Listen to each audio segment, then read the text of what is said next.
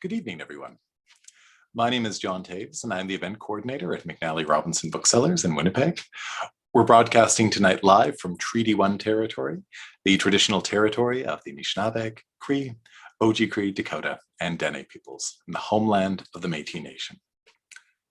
Though unfortunately we cannot gather in person, it's delightful that we're able to gather in this virtual space tonight to celebrate the publication of Tainted Amber by Gabrielle Goldstone. I'd like to begin by thanking Ronsdale Press for publishing this book, and to all of you, again, for joining us here tonight. We have an excellent evening of presentation, conversation, and reading, so I won't take up too much of your time here at the beginning. I just wanted to go over a few quick details about, first, how you can get yourself a copy of the book. Please feel free to give us a call, visit us in person, or you can also order copies of the book online. We deliver all over via Canada Post, and we can also courier a copy of the book to you if you do happen to live in Winnipeg. Over the course of the evening, there'll be, following my introduction of both participants, there'll be a conversation and presentation that'll be hosted by our good friend Jodi Carmichael. Following the presentation, there'll be a reading, and then there'll be an opportunity for all of you to ask questions of Gabrielle. So over the course of the evening, please do feel free to write questions as they come to mind, just in the Q&A box that you'll find right at the bottom of the screen. Rest assured you will not interrupt the flow of conversation. Aesthetically, I should point out that when we do move into the presentation portion, you'll notice that Gabrielle and Jodi's heads will suddenly shrink dramatically, and they'll appear just on the side of your screen. And then the visual presentation that Gabrielle has put together for us will appear center stage. So do not be alarmed. Regular service will resume immediately following that. Otherwise, please do feel free to chat amongst yourselves in the chat. Say hello, offer any words you might have. At the close of the evening, I'll be copying down the chat and I'll send all the text to our participants so they can see all the lovely things that you had to say. But that's essentially it for me. I'll be back at the end just to remind you how to buy copies of the book, and I'll also put that information in the chat. Now I'd like to introduce both of tonight's participants. They're both members of the Anita Factor Writers Group, so it feels, given that they've both been around for the genesis of this book, and given that we used to host wonderful gatherings of that writers group here in the store when we were actually allowed to gather in person, it feels particularly appropriate for all of us to be celebrating together. So I'm just going to introduce both of tonight's speakers. So, author Gabrielle Goldstone has written Tainted Amber, which is the third book in her series exploring the tumultuous life of her mom during the Stalin and Nazi years. Inspired by stones, amber, and her mother's memories, Gabrielle Goldstone writes the story she wishes she could have read when she was growing up in Winnipeg as the daughter of immigrants. Her two previous YA novels were The Kulak's Daughter, which was published in 2010, and Broken Stone, published in 2015. The Kulak's Daughter received a Silver Moonbeam Award and was a Resource Link's Best of 2010 pick. Both books were shortlisted in the Manitoba Book Awards for young people. If you're curious about the research that goes into her book, which is very extensive and fascinating, you can visit her at gabrielegoldstone.com. Award-winning Canadian author Jodi Carmichael, and your host for tonight, is a champion for the underdog in kids who think differently. Neurodivergent, ADHD fuels every thought she thinks and word she writes. Through her writing, she hopes to not only foster a love of reading in children and teens, but also to build their empathy for others. She is the author of Spaghetti is Not a Finger Food and Other Life Lessons, Forever Julia, and Family of Spies, Paris. Jodi was honored to receive the ILA Celebrating Literacy Award this year for her work with Manitoba youth. She is the co-representative of the Manitoba I Read Canadian Day, which promotes Canadian literature in bookstores and classrooms. She was thrilled to be selected to take part in the 2019 TD Canadian Children's Book Week to tour Southern Ontario. Jodi visits classrooms, libraries, or entire school assemblies to talk about reading, writing, and editing, hoping to inspire children to explore their own creativity. When not channeling characters from her books, she can be found strolling Manitoba beaches with her family. Please give a warm virtual welcome to Gabrielle Goldstone and Jodi Carmichael.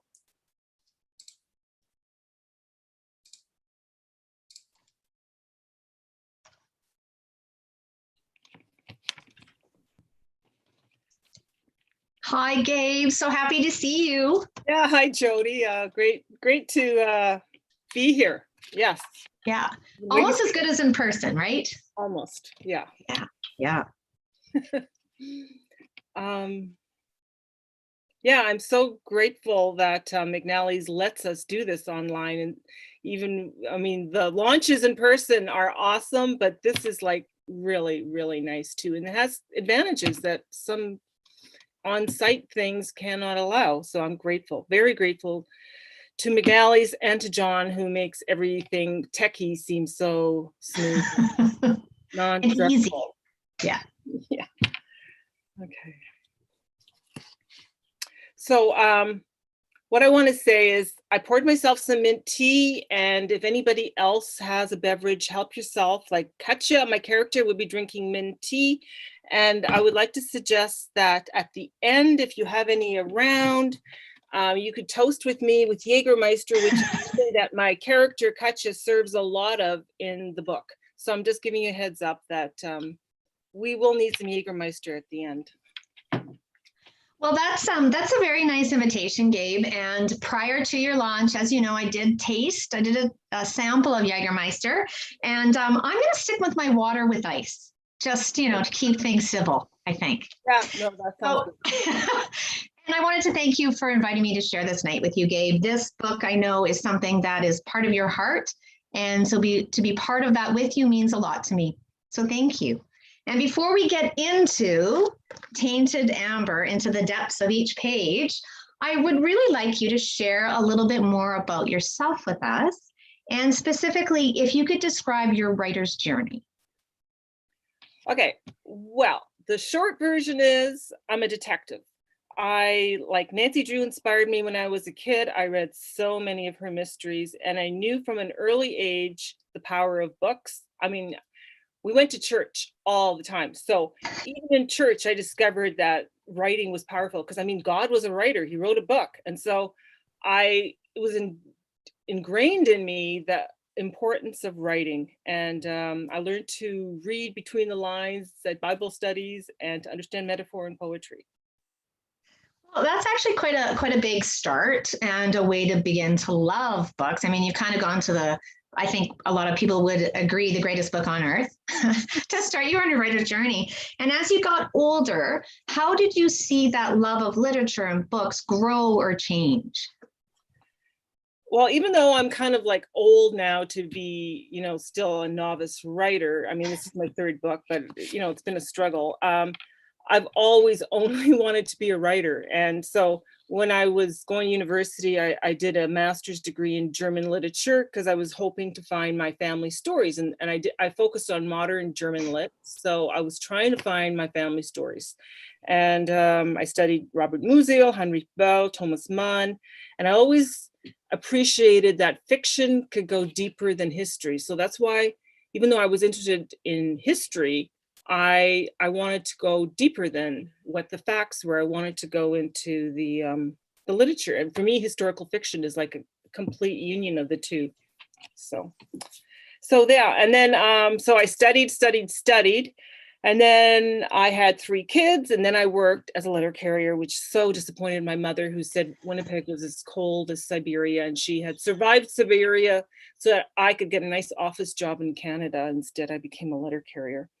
But anyway, I made some great friends while I was working as a letter carrier, including Judy. Are you out there, Judy? Because I talked her into going on this bike trip through the former East Prussia with me, and we had a great time.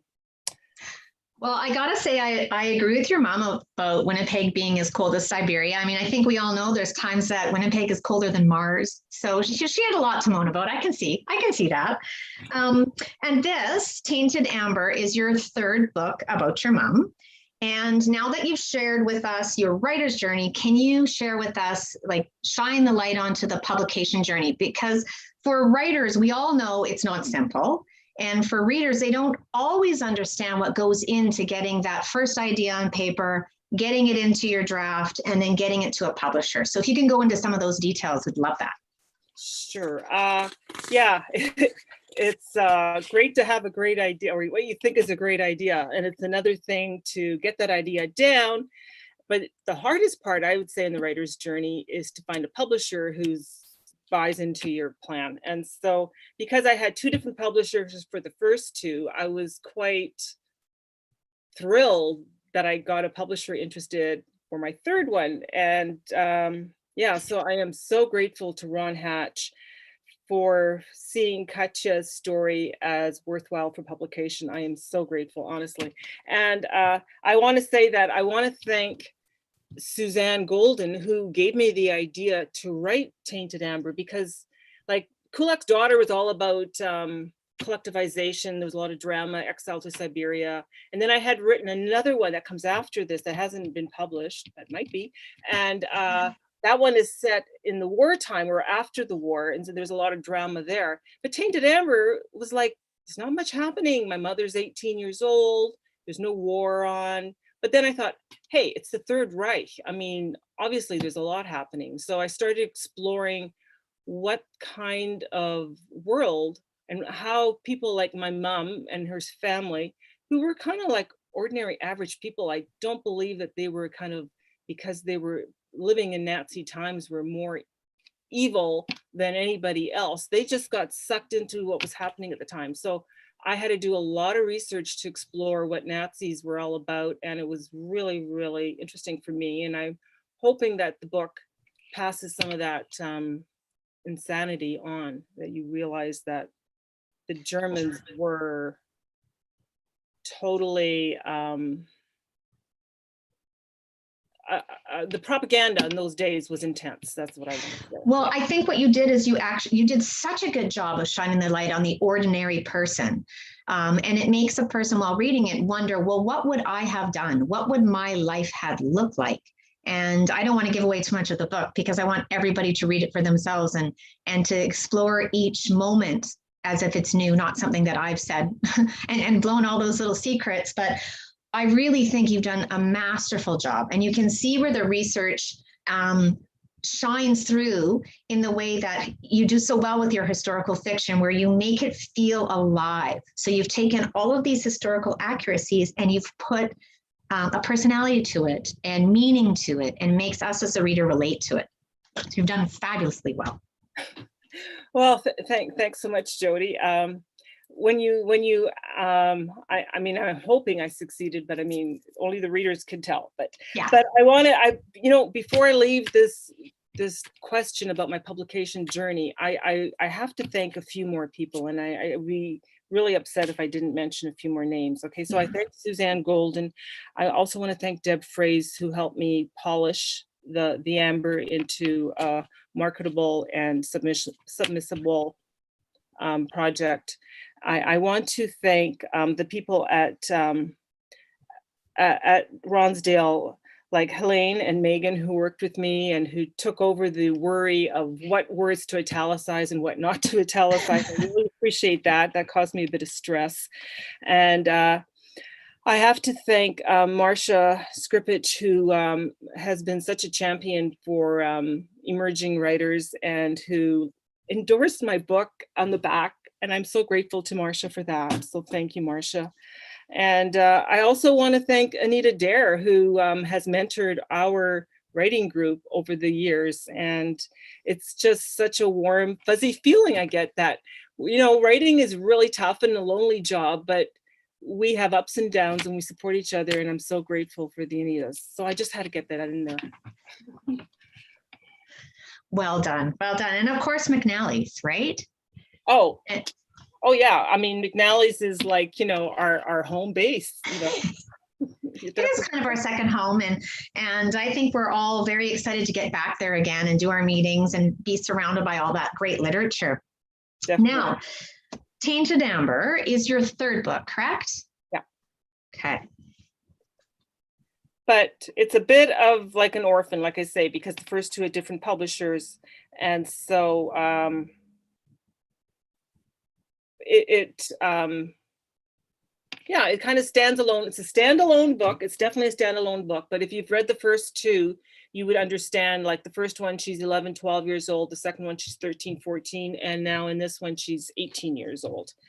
And so it's focused on my mom, who was born in Soviet Ukraine in 1919.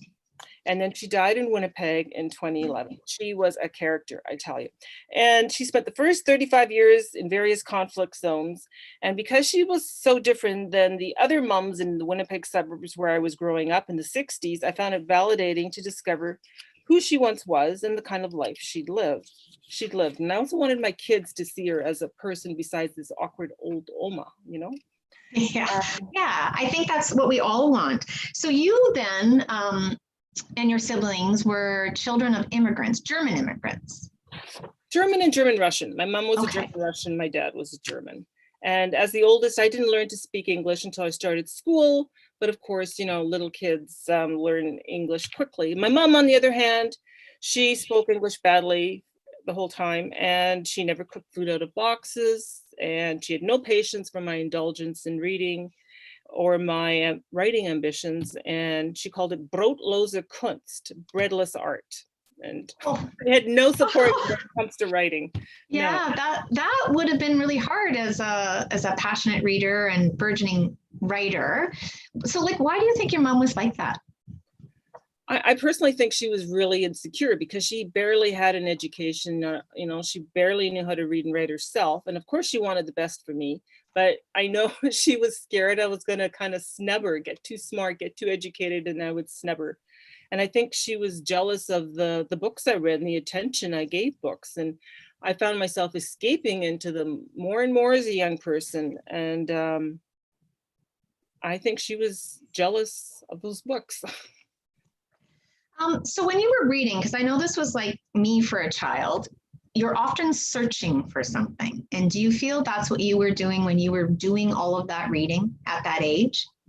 Oh, definitely. Like, you know, like it started with, you know, Dick and Jane and Puff, and I couldn't relate to those family stories in the grades 1 and 2 there. And then later on, the Nancy Drew with her roadster and stuff. And yeah, so I was looking for I think every reader looks for a reflection of themselves, especially children do.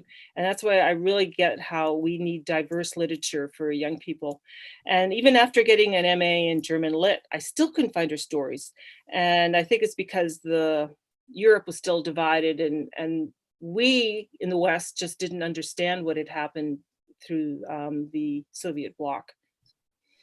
No, and I think too, there's always, during that time, there was such blame placed, and there was no searching for what you've done here is to look for what the average person had gone through as well. Yeah, but I think, you know, I think a bit of time had to pass before we could actually look at the other point of view, because Yes. you know, I mean, the winners tell the story, but after a while, you do want to see what the other side was actually thinking, right? Yeah, yeah. So when you wrote the first book about your mom, that was The Kulak's Daughter, right? Right.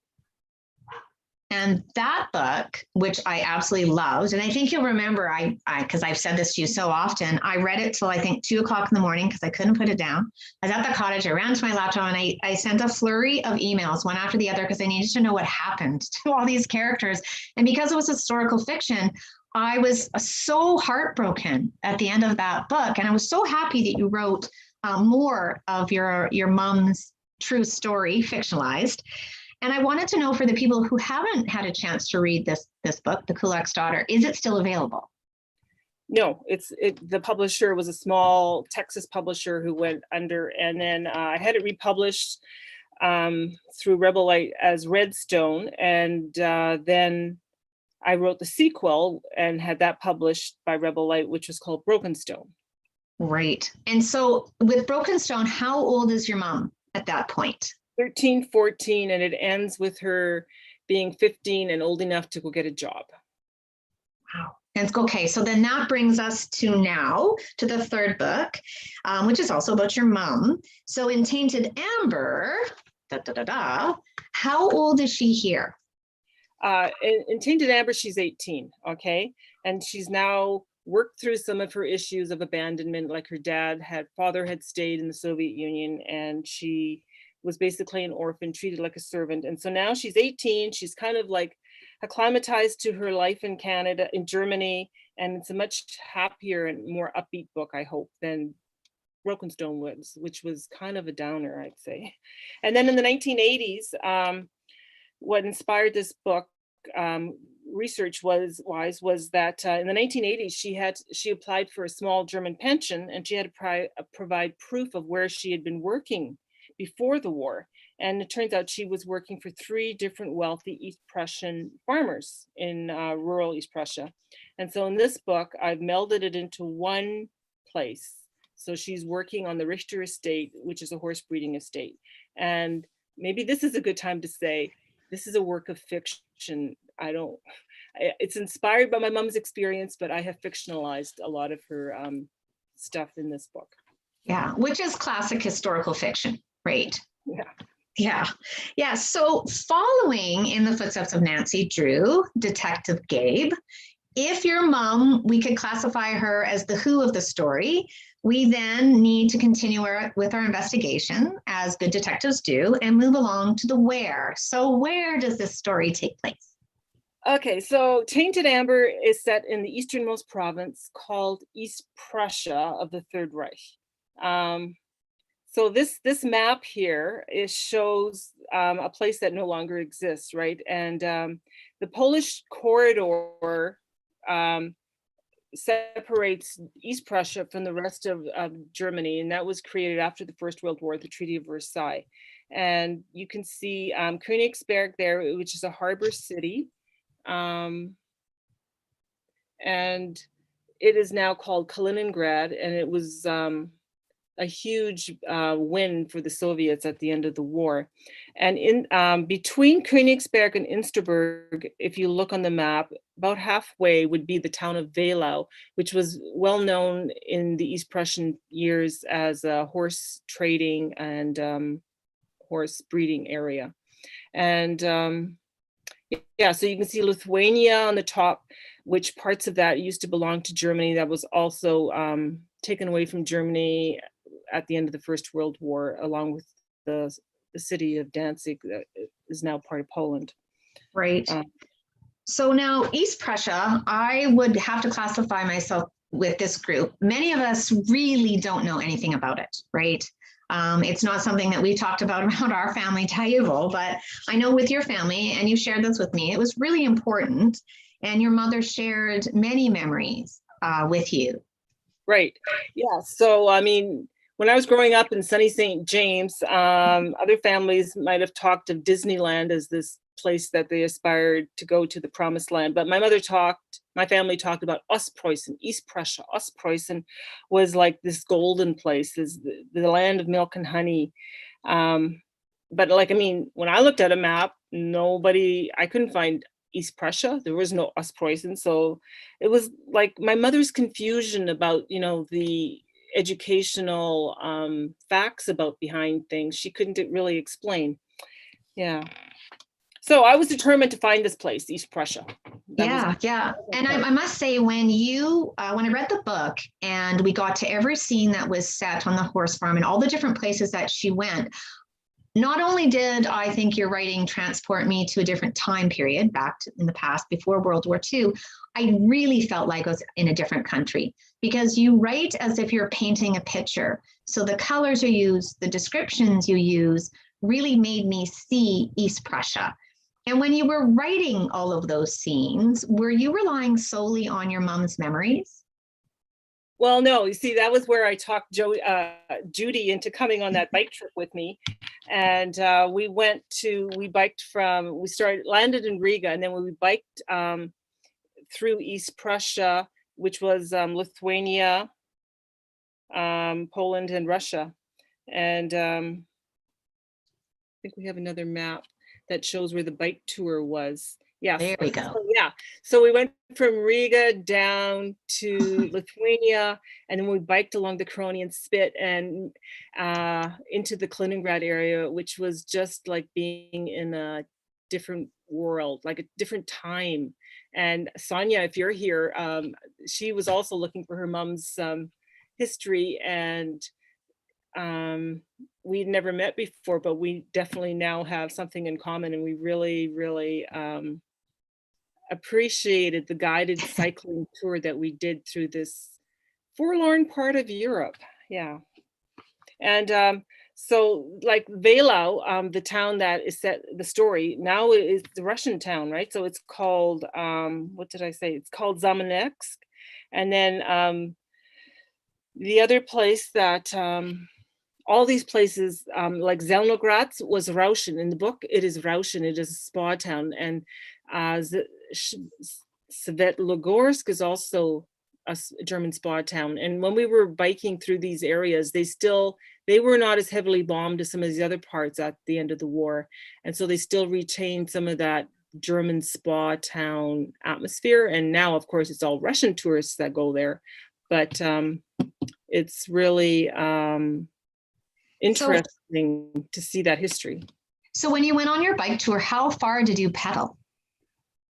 How far did we pedal? Well, actually, we biked through this top part of Riga near Jomala. We biked that, and then we drove to the Hill of Crosses, and then we biked.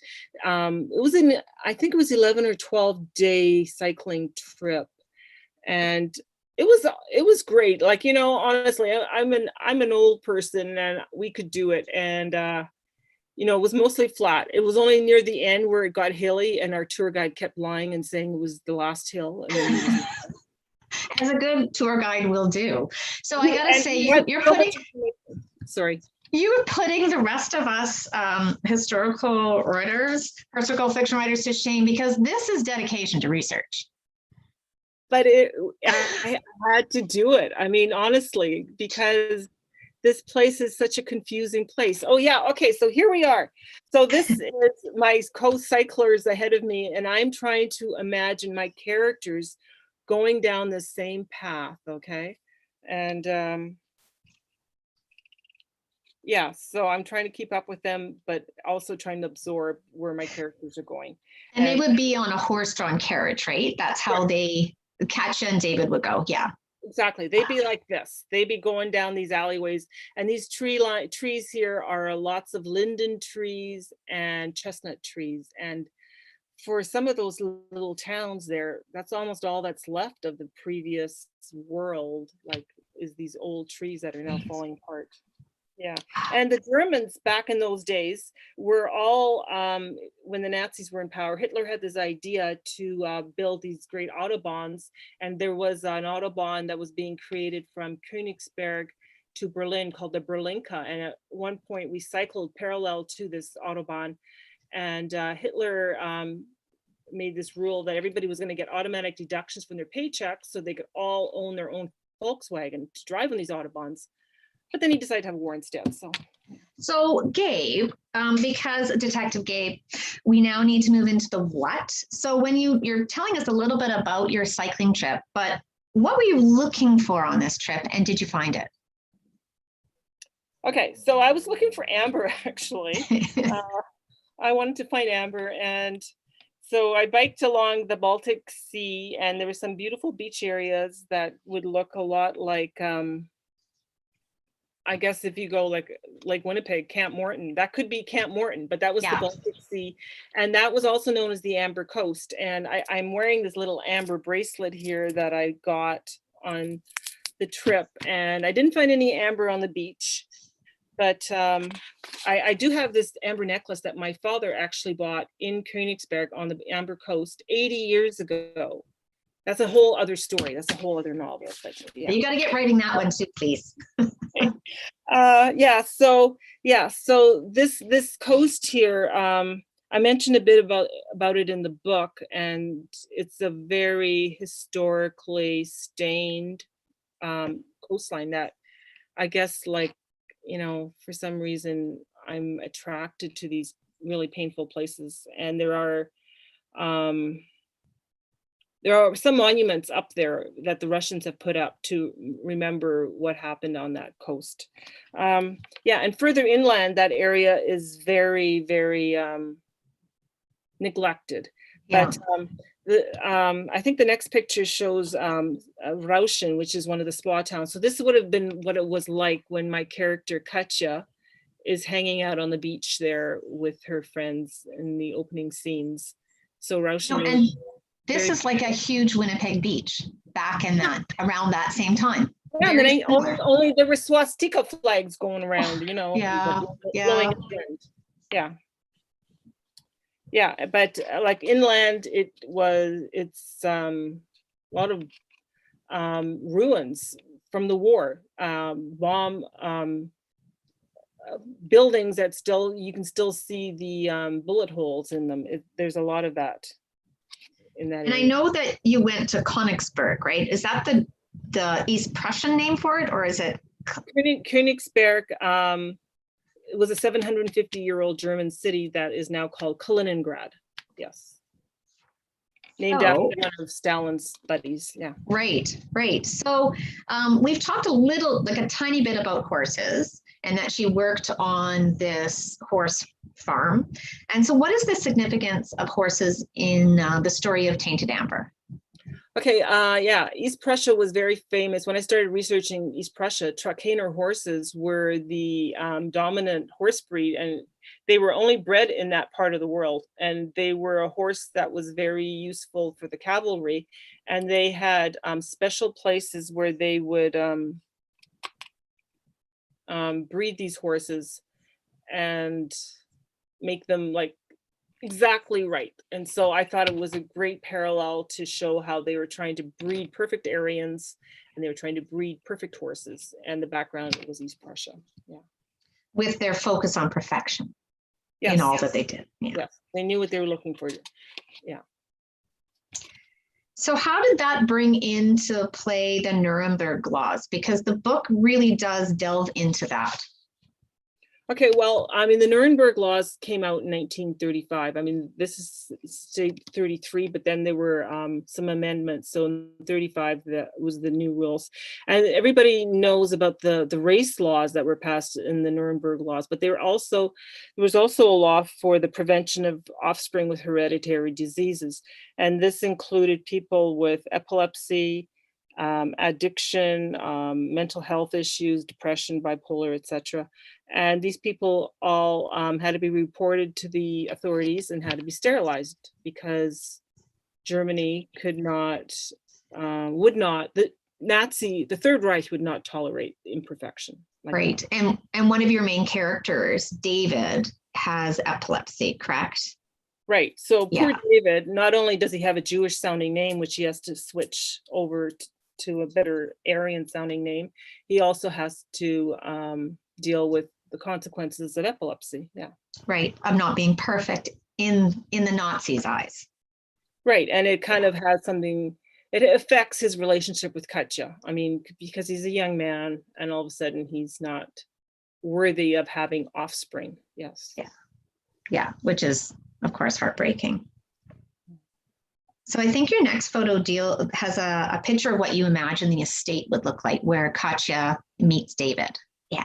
Right. So this is actually the main estate where the horses, the breeding farm for Trakehner horses. You can see the wind vane on the top is a horse, and in front of the building is Tempelhütte, who was the main horse. I mean, the most famous horse of that time, of the Trakehner horses. And so I imagine that Katya and her fellow servant girls would have been using the attic rooms on the top. And this town was also demolished at the end of the war. And it's now known, that town was called Trakehner for the horses that it was breeding. But now it's called Polyana, and it's a little bit further towards Russia. So we never got to cycle into that area. Into it. So when you were exploring Eastern Europe, as one does apparently when they do their research for their novel, what else were you looking for? Okay, well, I was looking, I didn't find, we did pass wild boars on the road somewhere on the Cronian Spit, but I was also looking for possibly some other wildlife because that area back in the late 30s was known for its wildlife and its elk and its stags, and so this is the elk antlers, which is also the brand used on the horses. So that would identify a Trakehner horse as a purebred horse.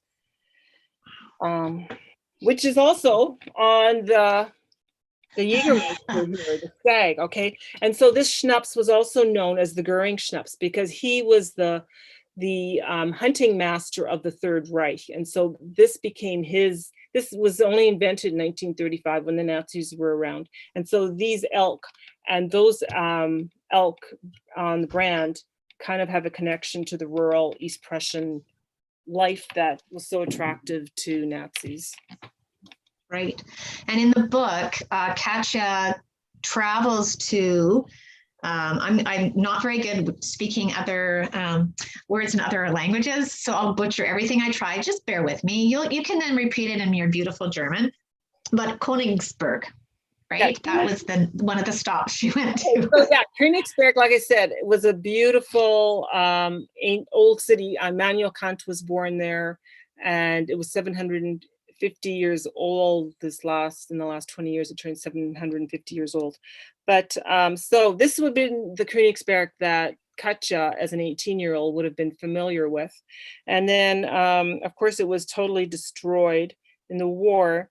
And so I had a picture taken of me sort of in the same area as this photo, only you can see that there's nothing left. Where that building is in the background, that's called the House of Soviets, and it was built in the Brezhnev era, and has never been finished, has never been used. But the whole point of that building was that it was put where the Königsberg castle used to be, and this was just a big victory for the Soviets over the Nazis to have this building there.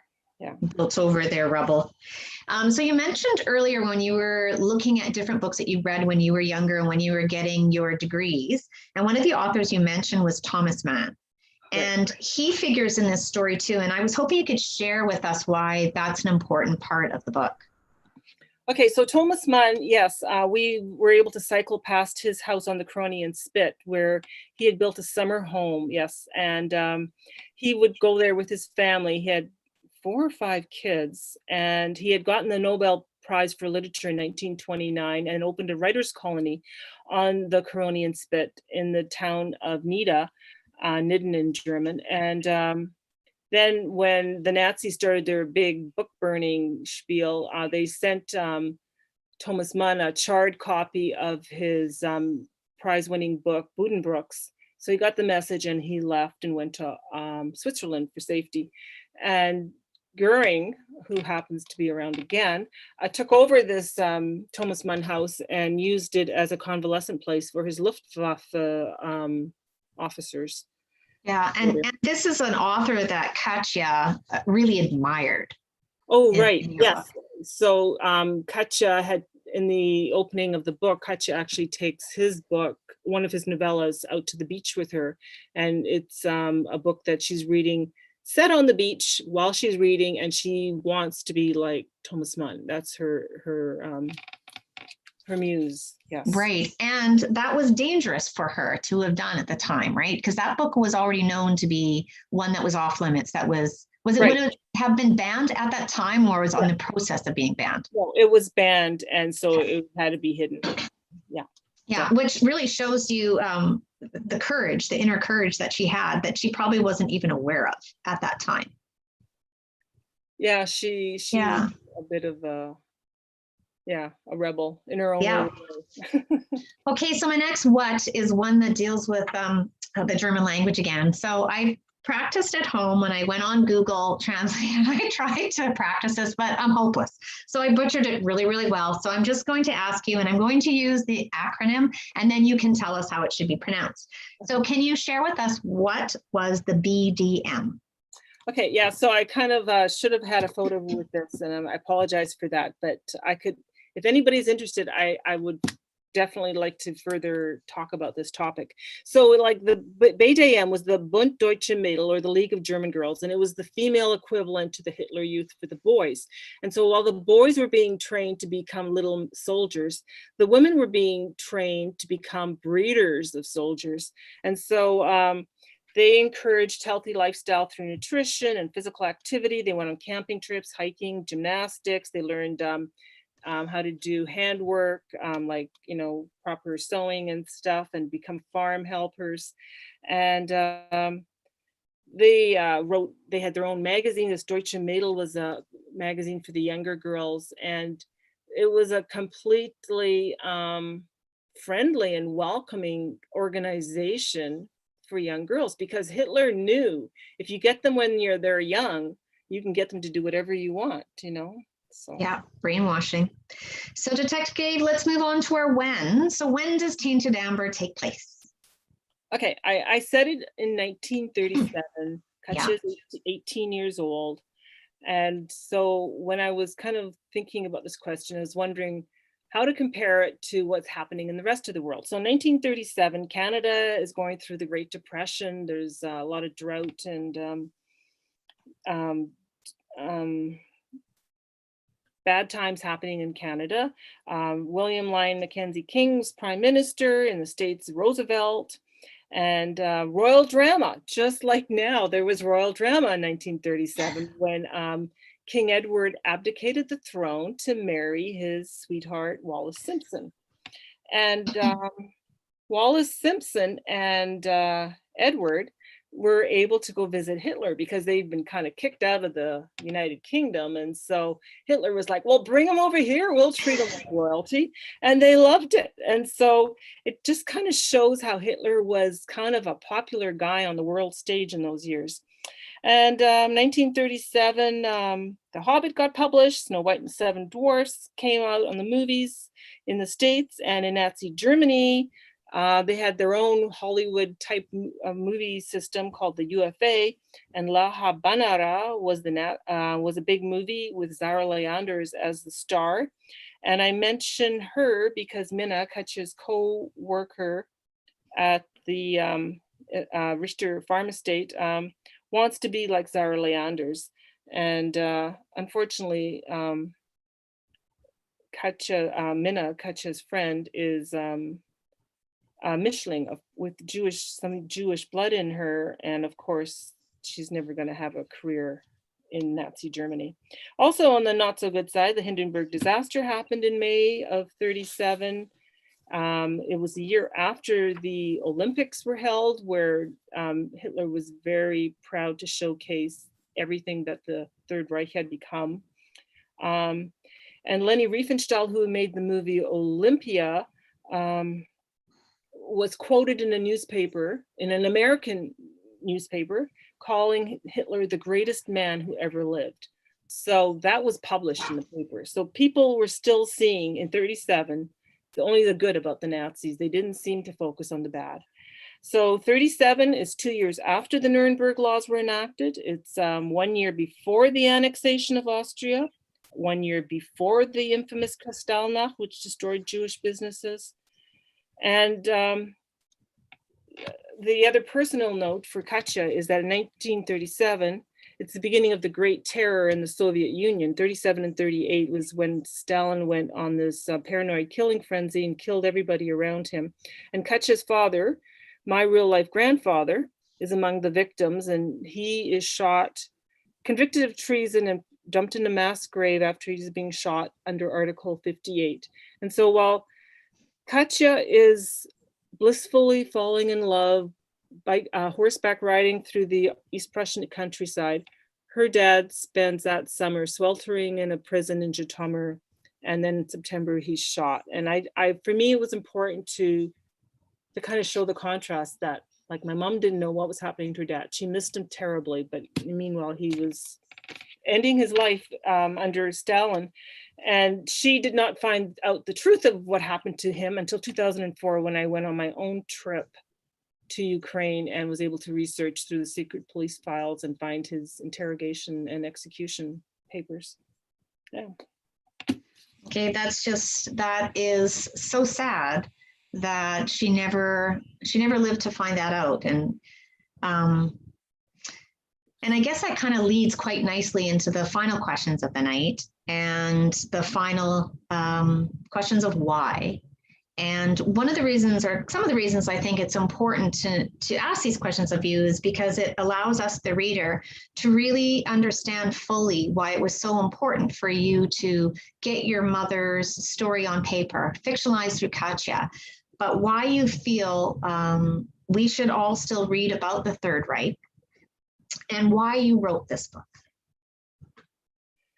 Okay, I did want to read a bit, but I think I'll just read a little bit about what I wrote down. I thought Tainted Amber was a book about fitting in, and I wanted people to be aware of the dangers of going with the crowd.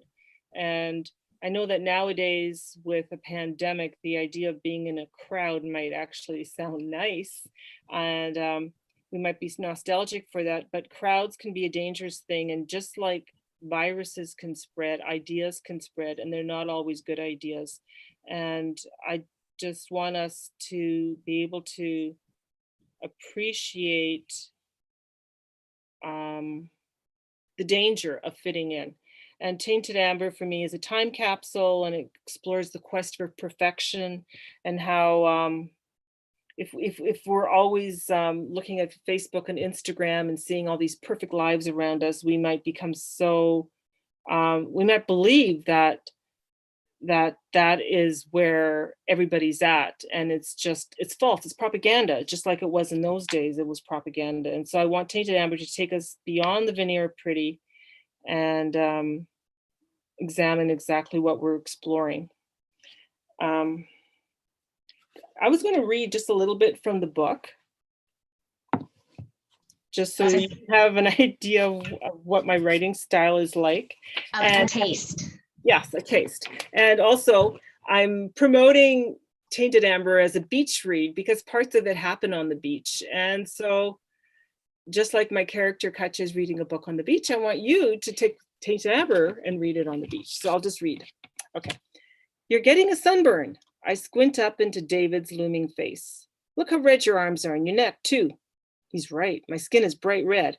I feel my cheeks flush under his gaze. At least the burn should hide that. He points to the horizon. Those clouds are far away. They won't offer us much protection from the sun, not yet. I sit up and wrap the blanket around my sunburnt shoulders, more for courage than for sun protection. Oh no, what if he offers lotion? There's no way I'm letting him apply the Nivea I brought along. It's too hot to wear a blanket. David shakes his head. Let's walk closer to the water and cool off. He bites his lip as if he's nervous. Want to go amber hunting like the others? I've never looked into his face before, not this close. It's pale and his eyes are blue like his mother's, like the sea, with an earnestness that makes me smile. You think it's actually possible to find amber out here, I ask? It's worth a try. He picks up Minna's sun hat. She won't mind, will she? I don't like too much sun. I shrug. I doubt she'll miss it. We walk side by side, our eyes riveted by the sand. We pass children building sandcastles and running around waving their arms, screeching like seagulls. A boy, maybe 5 or 7 or 6 years old, throws a ball right to David's feet. He picks it up and gently throws it back before we continue walking. Someday I'd like children, David says. You? I've not thought about it. I want to be a writer. Writers can have children, can't they?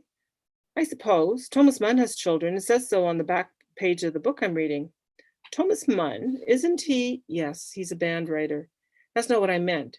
Didn't he get the Nobel Prize a few years back? Maybe. I didn't know that. I'm impressed with David's knowledge. My mother enjoys his writing. Yes, that I do know. She gave me this book. Our conversation fades after that. Up ahead, a kiosk sells smoked flounder and pommes frites. Hungry? David asks, giving me a quick sideways glance. I nod, and David orders for both of us. We sit at a little table beside the kiosk, under an umbrella advertising German beer. Nearby, a swastika flag flaps its colors with a relentless energy. Sips of lemonade, rather than words, fill the spaces between bites of salty fries. It's a good silence, friendly and comfortable. When we're done eating, David stands and stretches. He's not muscular like Helmut, but he's lean and healthy looking. No amber yet, he shrugs and smiles, his face crinkling pleasantly under the straw hat.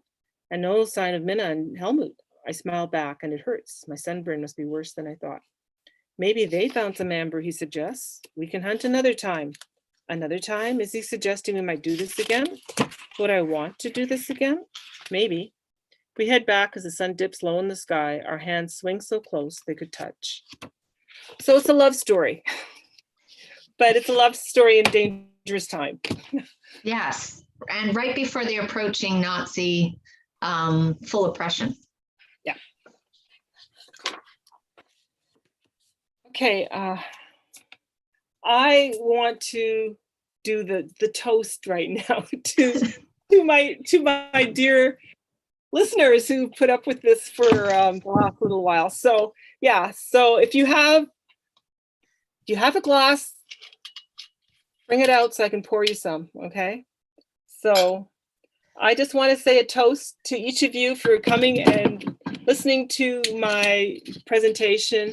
And I also want to have a toast to our country, which has let us be imperfect and be such a welcoming place to immigrant families and to people with epilepsy and to all the rest of us who are less than perfect. Toast. Cheers. Okay. All right. So I see we've got some questions for you that I'm sure you'd like to provide some answers, Gabe. So my first question for you comes from Anne Dublin. And it says, was Tainted Amber the first title you thought of, or were there other ones you considered? Oh, yeah. We went back and forth, Ronsdale and us and me. Yeah, we went back and forth. It took us a while. I think my original title was Finding Amber. Yeah. And then we played around with options. Yeah, it's a great title. Another question, a personal question, though. Oh, I think you would be okay answering this. Maybe it's something you think about, but I think you'd be okay answering this. Because of your mother's experiences and all that she went through, do you believe she suffered from PTSD? And if so, how did that affect your childhood and your writing? Oh, you know, I've thought about this kind of intergenerational trauma, and I think it's real. Like, I honestly think that what she went through, because I don't know, maybe because I'm the firstborn, I've always been kind of obsessed with this past, and yeah, I do think she passed it on to me. Yeah. Oh, yeah. So here's one from Dora Dueck. Is your mother still alive? And did she know you were telling her story? If yes, was she okay with it? Well, she's been gone 10 years. She died in 2011. And yeah, so when I first had The Kulak's Daughter published, okay, first of all, my mom was a little bit like, well, this didn't happen, this didn't happen. But then she loved it. And she actually went into a nursing home, and my mother's only problem was that they weren't selling it. Like, she wanted to sell it for $35. Like, she had a stash of them in her drawer at the nursing home, and she would pass it on to whoever she could sell it to. She loved being able, after all these years, to finally share her story. Yeah, proud mama. Here's another question from Anne, and she says, was there something you wanted to include in your novel that you later decided to take out? And if so, why? Okay, yeah, I do have, I remember one chapter where I have my characters going to cinema to see a movie, and before every regular cinema showing, like with Sarah Leander's in it or whatever, they would have a short blurb trying to tell people about how expensive it was to have genetically imperfect people being sponsored by the government. And there was one, it was a 12-minute video that they would show. And I kind of liked the chapter, but the publisher decided it was maybe too much of the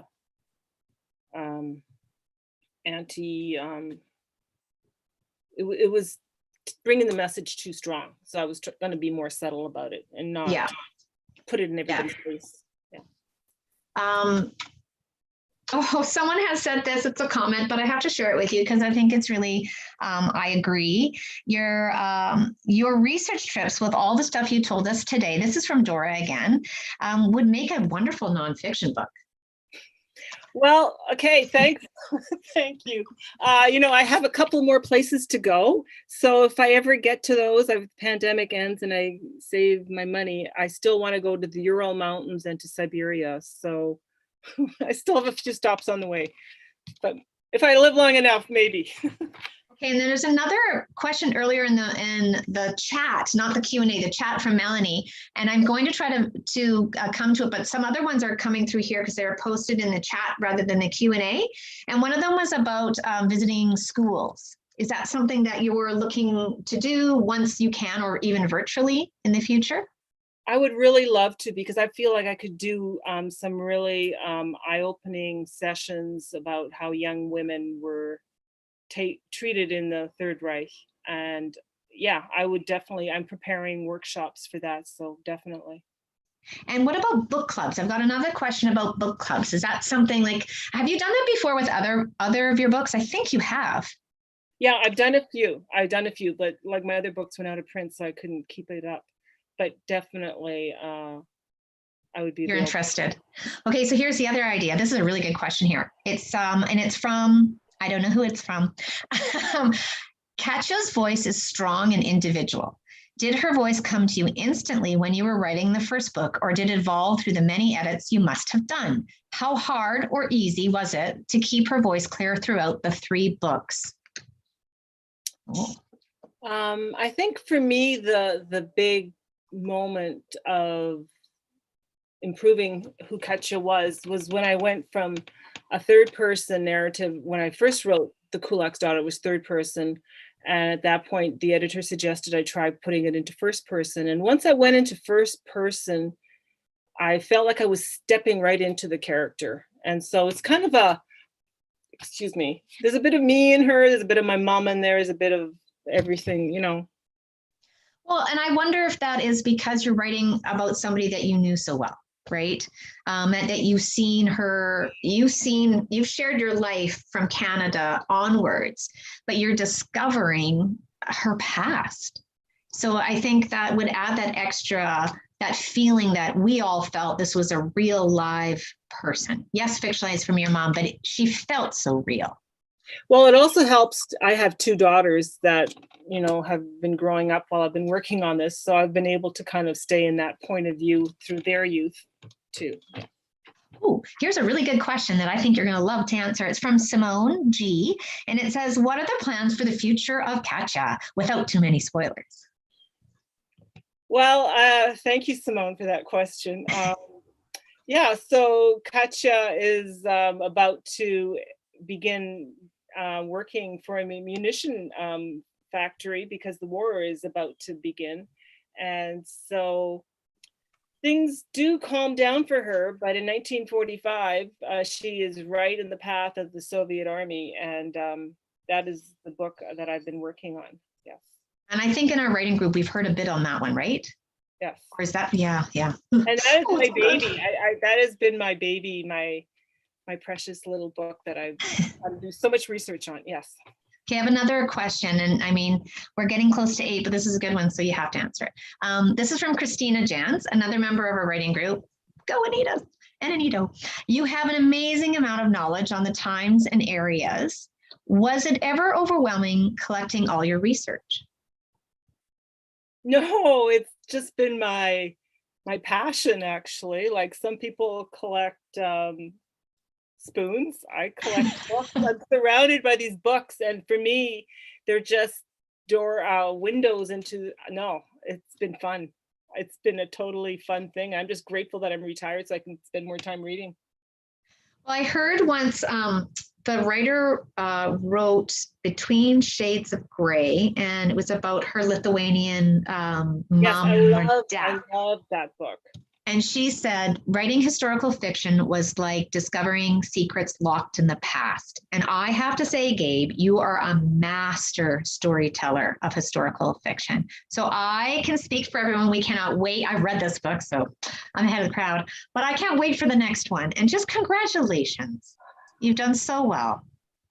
Well, thank you so much. I mean, I'm so grateful to have such wonderful support, and thank you, Jodi, for hosting this, and thank you to everybody who came, and thank you to Ronsdale and to McNally's, and this is my inheritance, these stories, and I'm just trying to do them justice. But you know, people live through these times, and I think one thing I really want to say is that everybody has stories, and we never know if we can get them published, but just the process of writing them is worth it. So if you have a family story, write it, because you're the only one who knows that story. And just the process of writing it is going to make you a happier person. Okay, yeah. So do it for yourself if you don't do it for anybody else. Words to live by, Gabe. Okay. And now I think, John, you're popping on again to do some further housekeeping. Hi, John. Hello, Jodi, and hello, Gabrielle. Thank you so much. That was incredibly fascinating. And I'm so grateful to you both for sharing, and to all of you folks in the chat for your incredible questions as well, and for interacting so much over the course of the evening. The book, as you will recall, is Tainted Amber, published by Ronsdale Press. So please do visit us, give us a call. We deliver within the city. We can courier a book to you. We can send it in the mail. Either way, we will find a way to get Tainted Amber to you as long as you reach out to us. I'd like to express a special thanks to Jodi Carmichael for her incredible hosting and just overall awesomeness as expressed this evening. And of course, I'm gonna get a badge. that's exactly it. Your badge will be in the mail. And to Gabrielle as well, it was, again, so incredibly fascinating to hear you talk about the lineage of this book and the books that you've written thus far. And I know I can speak for myself and for everybody else in the chat right now that we're so looking forward to seeing where this story goes next as well. But thank you so very much for all you've shared so far.